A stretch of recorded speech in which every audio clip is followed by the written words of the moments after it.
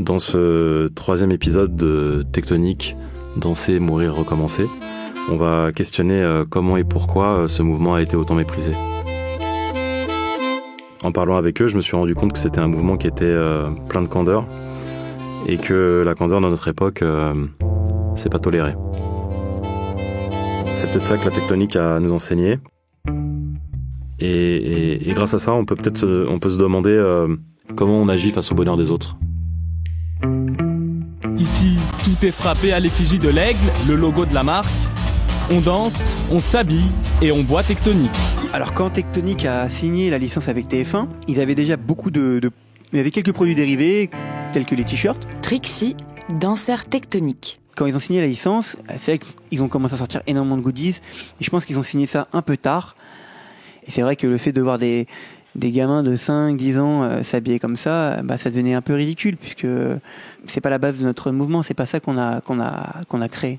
C'est pas là qu'on voulait aller. Donc la direction commerciale qui avait été prise n'allait pas avec la mentalité des clubbers.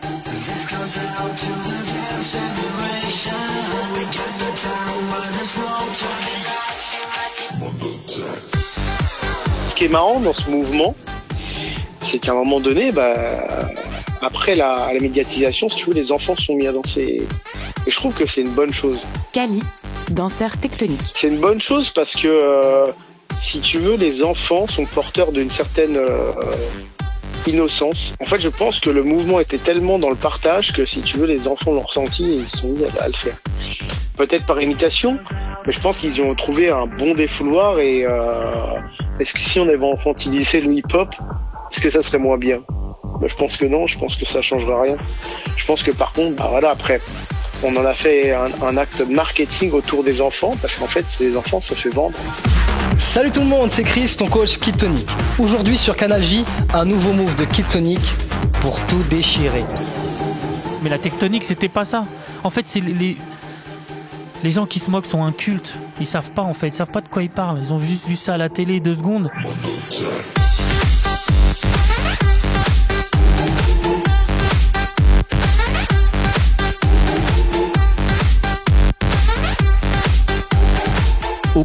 Aucun regret. Alexandre Barouzdine, cofondateur avec Cyril Blanc des soirées tectoniques. Si ce n'est qu'à un moment donné, effectivement, tu ne peux pas maîtriser tes clients. Qui sont tes clients et tout ça, c'est pas vrai. Tu ne peux pas savoir qui ils vont être demain. Tu ne peux pas non plus maîtriser en fait la liberté. Ce qui est sûr, c'est que la popularisation d'un phénomène dans lequel on était peut-être précurseur et qu'on avait l'impression d'être sur un segment un peu identifiant, un peu de niche, qui nous construisait nous-mêmes, nous différenciait des autres, c'est sûr que de le voir affiché partout, que ce soit en médias ou dans des rayons de magasins, c'est pas très valorisant et que ça donne même un peu l'impression d'être d'avoir un truc finalement que tout le monde peut s'approprier, c'est plus notre truc, donc on a peut-être tendance à l'abandonner, à passer à autre chose. Oui, il y a eu certainement un épuisement, ouais. Ça c'est sûr. DJ RVB, un des DJ de référence de la tectonique. On n'a peut-être pas su être à la pointe encore, continuer dans ce mouvement-là, ou se renouveler assez, je sais pas, mais je sais pas, on aurait pu devenir... le mouvement électro, la mode électro avec la danse, le style, mais je sais pas ce qui s'est passé. Je voyais que c'était un peu trop de ridicule on peut commencer plus à me dire tu danses pas cette danse, c'est ridicule. De plus en plus j'entendais ça. La tectonique là, les trucs, les gens qui ont l'épilepsie.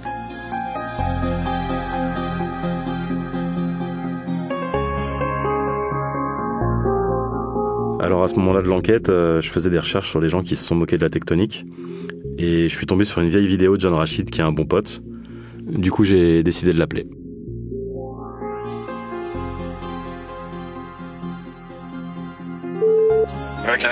Ouais mon vieux, ça va ? Qu'est-ce que je voulais te dire ? Alors tu vas rigoler mon pote. Je suis actuellement en train de faire un docu audio, plusieurs épisodes, sur l'histoire de la tectonique. Oh non. Et attends, c'est pas fini. Et donc, je fais des recherches l'autre jour. Et sur qui je tombe, qui fait ses premiers sketchs sur la tectonique. Non mais tu sais que... Vas-y. Karim, ouais. C'est pire que ça. Vas-y. Si je suis là aujourd'hui, c'est grâce à ça. C'est le phénomène de la rentrée, et chaque week-end, 6000 ados se déchaînent. Petit à petit, les rues se transforment en scènes éphémères pour clubbers en culotte courte. On appelle ça la tectonique ta mère. Une danse créée par inadvertance dans un appart de la région lyonnaise. Nous sommes allés à la rencontre de l'homme qui est à l'origine de cette danse, Nick Motek. Tu vois, moi je faisais de la danse depuis que je suis petit, tu vois, je fais un peu de hip-hop et je vois ça arriver, je me dis, ils sont sérieux là ou quoi? C'est quoi ce délire là? C'est n'importe quoi. Et à l'époque, moi je faisais pas ce que je fais aujourd'hui, tu vois, je faisais vite fait quelques vidéos pour mes potes avec un caméscope, mais c'était que pour mes potes. Et je vois ce phénomène et je fais, mais non, mais c'est quoi cette danse, frère? Moi je suis à la salle de danse tous les jours, je fais du break, je fais des trucs debout de ouf. Et je vois les mecs qui remuent leurs bras, je me dis c'est pas possible. Donc moi, taquin, je m'habille n'importe comment, je prends un pote, on va en bas de chez moi, on va vers un banc, je mets des vêtements orange, dégueulasses, fluo et tout, une perruque. Et là, je fais ce sketch en quasi impro. J'avais juste l'idée de chasser des mouches et je fais un sketch là-dessus. Donc c'est ma toute première vraie vidéo, elle est là. C'est la première fois que je fais un buzz de toute ma vie. Hein. C'est tout au début. Internet, c'était pas ce que c'est aujourd'hui. Hein. Et je suis repris sur tous les sites de tectonique. Tous de l'époque, hein, qui parlaient de tectonique et tout. Ils disaient putain, trop marrant, il nous a imité, il nous a machin. Et là, la vidéo, elle monte en une journée à 100 000 vues. Et 100 000 vues à l'époque, c'est énorme. Et là, j'ai Canal+ qui m'appelle. Les films faits à la maison de Canal+, ils m'appellent. Et ils me disent, écoute, on a adoré ta petite vidéo, est-ce qu'on peut la diffuser dans les films faits à la maison? Et moi, ça m'a motivé, je me suis dit, putain, en fait, on peut faire plein de vidéos et qui marchent sur ça. Et j'ai créé un perso, comme d'habitude, comme je fais à chaque fois. Et j'ai fait plein d'autres vidéos sur la tectonique qui n'ont pas marché. Je voulais exploiter le truc, mais que ça a beaucoup moins marché. Et ce look alors, d'où vient-il? Le look, rien à voir. Le look, j'ai perdu un pari, voilà. Voilà dans quel état je me retrouve. C'est un pari il y a longtemps. Et maintenant, je dois m'habiller à vie comme ça. C'est ce look associé à cette danse qui, à l'époque, en plus, on est quoi? On est en 2006. C'est un peu un style un petit peu emprunté des rêves party gays et tout, des trucs comme ça. C'est un truc qui se nourrit de ça un peu. Et à l'époque, l'homophobie, c'est pas ce que c'est aujourd'hui, tu vois. C'est beaucoup moins facile. C'est moins facile à accepter, tu vois. Ouais, bah oui, il y a eu des préjugés. Il y a eu des préjugés entre le délire où c'est un délire de... C'est pas sympa de dire ça, mais il le disait comme ça, c'était un truc de PD. Sias, danseur tectonique. Alors qu'au final, putain, pour une fois que des gens de quartier ou des gens issus de banlieue Bourges ou banlieue un peu moins Bourges ou un peu campagne et tout, se retrouvaient au même endroit et surtout accepter. C'était devenu compliqué pour nous, c'est-à-dire qu'on pouvait même pas prendre le métro sans être, j'ai envie de dire, maltraité par certains mecs. Justement, on était tellement dans un délire de androgénéité, de respect de l'un et de l'autre, entre guillemets, tu vois, gay, lesbienne, que on s'est fait traiter de PD dans beaucoup d'endroits, tu vois. Donc, à un moment donné, quand tu peux même pas prendre le métro chez toi, arts et métiers, ça devient grave et tu n'as plus envie de vivre ça, tu as envie de redevenir comme Monsieur Tout-le-Monde. En fait, le truc, c'est que, si tu veux, malheureusement, en France, ils ont tellement essayé de rendre le truc ridicule que, genre, ouais, voilà, c'est un phénomène de drogué. C'est de la musique de drogué. Pourtant, ces gens-là, on les a jamais vus filmer en club, on les a jamais vus, tu sais, attraper l'intensité du truc, vraiment le ressentir, on les a jamais vus. Ils avaient peur de venir là. On avait tous des gueules un peu juvéniles, angéliques et tout, etc. Puis au final, on venait pour danser, on venait pour kiffer. D'autres venaient pour d'autres choses et... Enfin, le délire club, quoi. Pour en finir, je pense que la haine vient surtout du look et de la féminisation, on va pas se mentir, de l'époque, quoi. À l'époque, c'était beaucoup moins accepté que maintenant. Aujourd'hui, il y a du voguing et tout. On trouve ça super beau. On trouve ça, moi, je trouve ça super esthétique et tout. Mais à l'époque, ça passait pas pareil. Hein. Et tant mieux, hein, la société, elle a évolué dans le bon sens. Hein. On va pas se plaindre. Hein. C'est les mélodies qui viennent des quartiers négligés. Section d'assaut, le renouveau, ça sort du lot.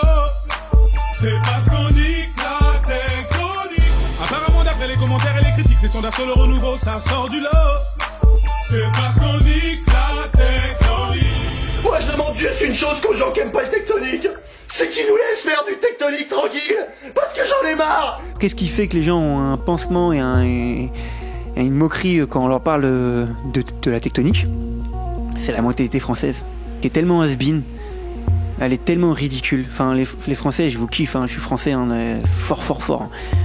mais on est tellement nuls. On s'aide pas. On s'entraide pas à monter plus haut.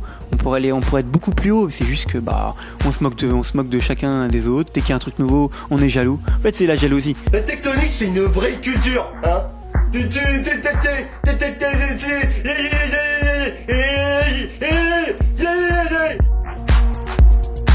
On a eu un phénomène. Les 5 dernières années, tous les jours, je suis tagué sur une vidéo. Ouais, si tu connais un mec qui a fait la tectonique, tague-le. Mec, je suis tagué tous les jours, c'est un enfer. Je vais même plus sur Facebook. Je suis plus sur Facebook à cause de ça parce que ça m'emmerde, ça m'ennuie. J'en ai marre. C'est bon, ça va, ok, ça y est, on a compris. C'était pas une maladie, c'était pas un virus. Il y en a plein qui disent que c'est pas une culture la tectonique. Et Mozart, il sachait danser, Mozart. Est-ce qu'il sachait danser, Mozart? Tu sais que moi, j'adorais danser avant, mais je danse plus en France. Parce que ma danse, elle est estampillée tectonique et quand je dansais encore en France, je prenais des glaçons sur la gueule. Voilà, c'est ça la France. Alors que quand je vais à Ibiza et que je m'éclate en danse, on me dit waouh putain super, tu danses vachement bien. Où je montre des pas et tout. À l'étranger, je suis super bien accueilli. En France, on me balance des glaçons. Alors arrête maintenant, on s'en fout. Il y avait la ministre de la Culture à l'époque qui m'avait dit, vous savez, qui avant vous avait créé une danse française? Et elle dit, la dernière danse française, en fait, c'était le French Cancan. Entre le French Cancan et vous, il n'y a rien. Ce qui me révolte un peu, c'est que tous les mouvements qui sont entre guillemets pas pro-américains ou qui viennent de chez nous, on les accepte pas.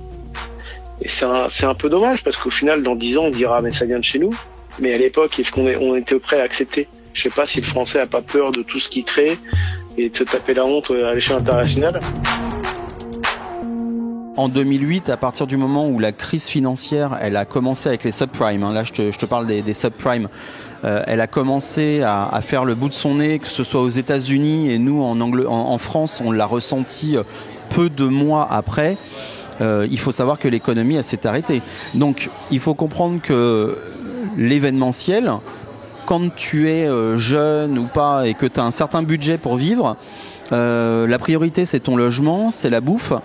Les soirées, je vais te dire un truc, s'il faut que tu sautes 3 soirées par mois et que tu y ailles plus que dans une, c'est ce qui va se passer. Du jour au lendemain, on voit avec notre booker qu'il n'y a plus de soirée. Au début, je l'ai pas compris, moi je l'ai pas pu venir en fait. Mathilda, danseuse tectonique. Mais je me suis pas dit ça va s'arrêter d'un coup. Moi, je me suis dit justement ça va être de plus en plus pro, ça va aller de plus en plus loin. Moi, je pensais je rêvais, moi, j'ai cru que j'étais aux États-Unis, moi. Le téléphone sonne moins. Guillaume Lascou, ancien cadre chez TF1. On présente la marque, on essaie de la défendre, de donner envie aux gens de se positionner, de leur faire comprendre que c'est quelque chose qui est durable. Et puis, à un moment, on se rend compte que l'appétence du consommateur final, puisqu'on parle bien de consommation et d'achat, elle n'est pas là. Et donc, la distribution veut plus référencer de produits, donc l'industriel ne peut plus en vendre, donc il achète plus licence. Donc en fait, ça va assez vite. On n'a pas récolté les fruits, on a quand même un travail assez important à ce moment-là. On aurait aimé durer plus longtemps, qu'on a espéré vouloir durer plus longtemps. Et malheureusement, ça ne s'est pas fait.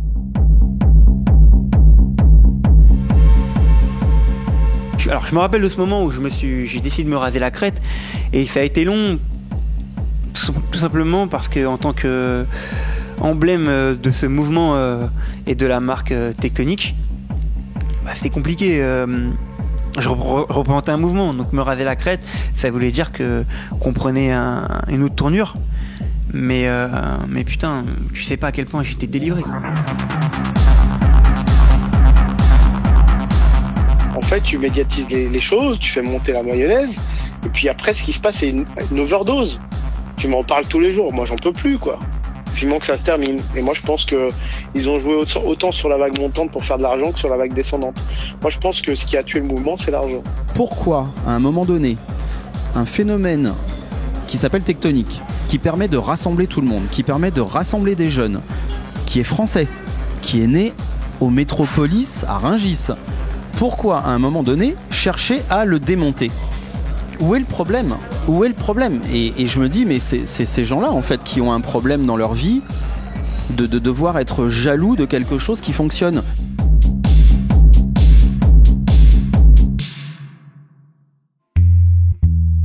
Voilà.